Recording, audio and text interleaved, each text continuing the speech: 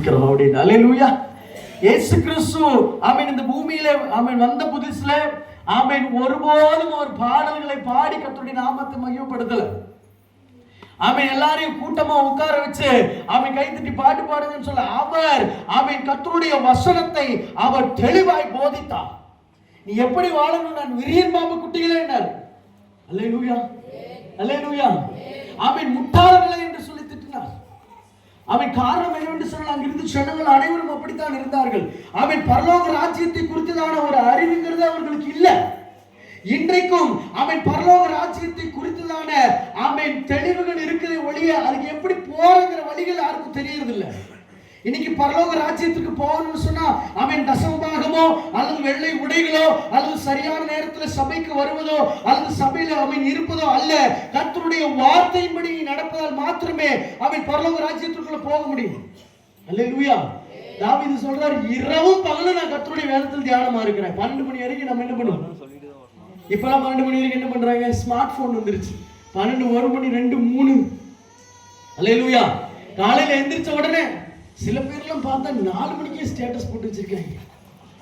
எத்தனை மணிக்கு எந்திரிச்சு ஜெபம் பண்றானா இல்ல பைபிள் வாசிக்கிறானா என்ன பண்றா தெரிய மாட்டேங்குது.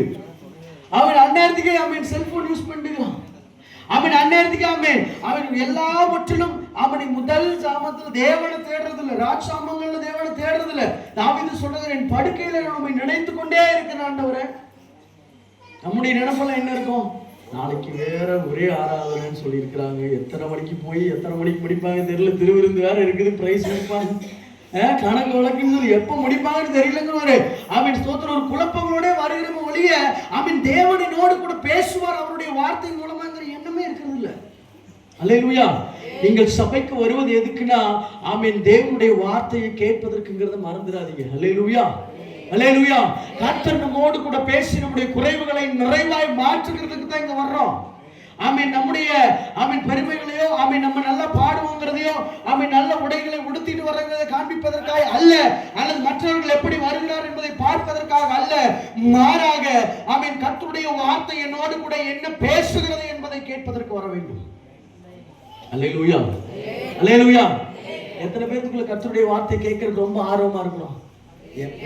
என்ன ஆரம்பிச்சுட்டாங்க, எப்ப முடிப்பாங்க அப்படிங்கிறது தான் எல்லாத்துடைய எண்ணம். அல்லேலூயா. இயேசு கிறிஸ்து பிரசங்கம் பண்ணார், 3 நாள் எவனுமே எந்திரிக்கல, ஒரு பையன் எந்திரிக்கல.